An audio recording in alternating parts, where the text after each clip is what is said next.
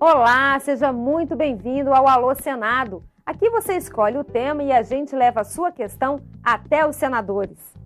Hoje a gente fala sobre o Código Penal, a demarcação de territórios quilombolas e indígenas e a investigação da morte do ex-presidente João Goulart.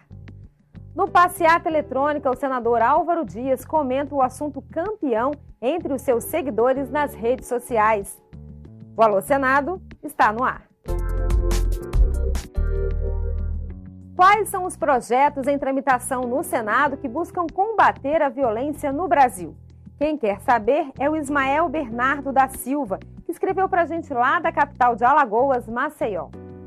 Ismael, o Alô Senado levou a sua pergunta ao senador Eunício Oliveira. Bom, são vários os projetos. E, Ismael, eu quero te responder aqui como presidente da comissão especial que trata da questão do Código Penal e também como membro e presidente da subcomissão que trata de todos os projetos, nós estamos condensando todos os projetos que tratam dessa questão de segurança pública. A questão da segurança pública é um dos temas hoje mais prementes de discussão nessa Casa do Congresso Nacional. Por isso nós estamos condensando todos os projetos aqui em andamento. O projeto que veio dos juristas, que foi debatido na comissão especial, que eu sou o presidente, e o relator, o senador Pedro Taques, para apresentar à sociedade brasileira um novo Código Penal, assim como a própria mudança da Constituição brasileira, no seu artigo 228, para mexer com a chamada maioridade penal.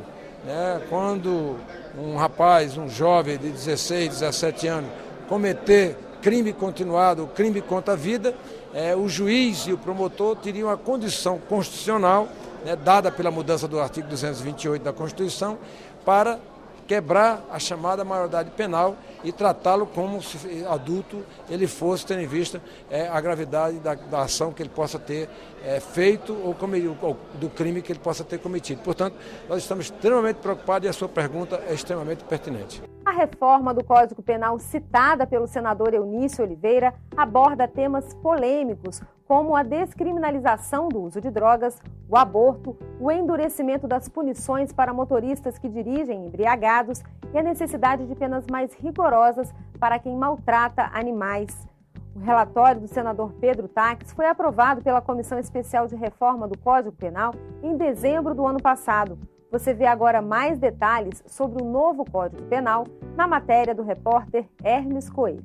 O Código Penal entrou em vigor em 1940. Desde então, a legislação brasileira que define crimes e penas só foi atualizada uma vez, em 1984. O projeto que cria o novo código foi elaborado por uma comissão de juristas instituída pelo Senado. Há mais de um ano, uma comissão especial de senadores analisa o texto. Os parlamentares receberam sugestões de mais de 300 entidades da sociedade civil e promoveram audiências públicas com especialistas. Autoridades e pesquisadores apresentaram argumentos a favor e contra a reforma. Após a fase de debates e análise de mais de 600 emendas elaboradas pelos senadores da comissão, o relator, senador Pedro Taques, apresentou o relatório preliminar do novo código no mês de agosto. O texto traz mudanças com relação ao projeto elaborado pela Comissão de Juristas em 2012. Entre as principais alterações estão a exclusão da possibilidade de aborto nas 12 primeiras semanas de gravidez e a descriminalização do plantio e porte de drogas para consumo próprio, que constavam no projeto dos juristas. O relatório mantém a eutanásia como homicídio e não considera crime a ortotanásia, a suspensão de cuidados médicos em casos irreversíveis. Também permaneceram a criminalização do Caixa 2, do terrorismo, do bullying e do stalking, a perseguição obsessiva, e um capítulo especial para proteger grupos considerados vulneráveis, como crianças, adolescentes, idosos, índios e pessoas com deficiência.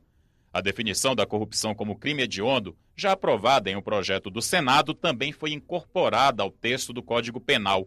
O relatório elevou o rigor na punição de crimes. O período máximo de cumprimento de pena aumentou de 30 para 40 anos. A pena mínima para homicídio passa de 6 para 8 anos. E o tempo necessário para que o preso tenha direito à progressão de regime passa de 1/6 para 1/4 da pena. Hoje, um cidadão que pratica um homicídio, ele fica 6 anos, recebe a pena de 6 anos de prisão, mas na realidade, em razão da progressão de regime em 1/6, ele fica apenas 1 ano no sistema fechado, no regime fechado. Nós mudamos isso. Isso faz com que a reação da sociedade, a resposta do Estado àquele que pratique crimes, ela seja mais razoável, mais proporcional. Meu nome é Fabiane Oliveira Machado, sou de Porto Alegre, Rio Grande do Sul, e a minha pergunta aos senadores é: até quando que vai continuar suspensa a demarcação de terras quilombolas e indígenas no país? Não estão suspensas, elas apenas, o governo, através da presidente Dilma, resolveu que esses casos também sejam apreciados por 2 órgãos do governo, que é o Ministério do Desenvolvimento Agrário, que cuida justamente da questão da agricultura familiar, e a AGU, para ver aspecto da legalidade e realmente ter uma coisa aqui feita com todo critério, amparando as pessoas que estão necessitando dessa demarcação e vendo que se concilia os interesses de ambas as partes, daqueles produtores rurais que saem da agricultura familiar, mas também da agricultura familiar, que são responsáveis por uma grande produção do Brasil no mundo hoje em termos de agricultura em larga escala. Qual é o tema mais recorrente nas redes sociais do senador Álvaro Dias? É isso que você confere agora aqui no Passeata Eletrônica. Eu creio que o tema mais recorrente nas redes sociais é o da corrupção. A indignação do povo brasileiro com os escândalos de corrupção. Não há conformismo da parte de ninguém no país de que a impunidade continue a prevalecer. A demora, por exemplo, no julgamento dos mensaleiros é um dos temas que constantemente provocam indagações sem resposta nas redes sociais. Portanto, eu creio que nós temos que recuperar o prestígio das instituições públicas brasileiras, realizando reformas essenciais, a começar pela reforma política, que certamente reduziria em parte o impacto dos escândalos de corrupção na vida dos brasileiros.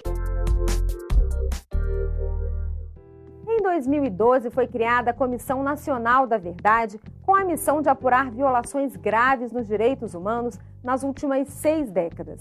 Em 2013, as investigações dessa comissão apontaram para a necessidade de exumar os restos mortais do ex-presidente João Goulart, deposto pelos militares quase 50 anos atrás.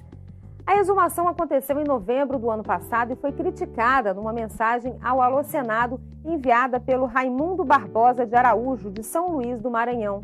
Ele pergunta aos senadores se vale a pena desperdiçar milhões de reais nesse tipo de ação, enquanto a saúde, a educação e a segurança pública estão no fundo do poço.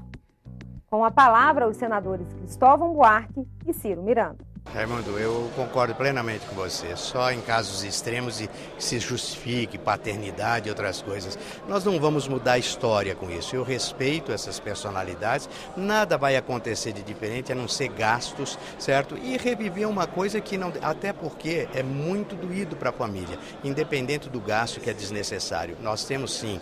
Vamos pôr os nossos esforços na educação e na saúde, que precisa de muito dinheiro. E é com a somatória dessas, mas se fala assim, mas é só 5, 10, 15 milhões. Mas é desse punhado de 10, 15 milhões que nós fazemos uma outra realidade na nossa saúde e na nossa educação.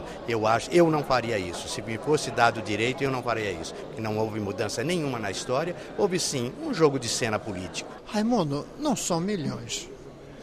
São algumas, eu diria até dezenas, que não resolveria nada do problema da saúde do Brasil.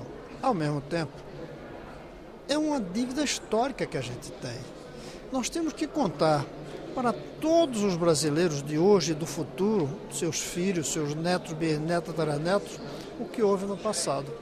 Esse é um dinheiro bem aplicado, a saber a verdade.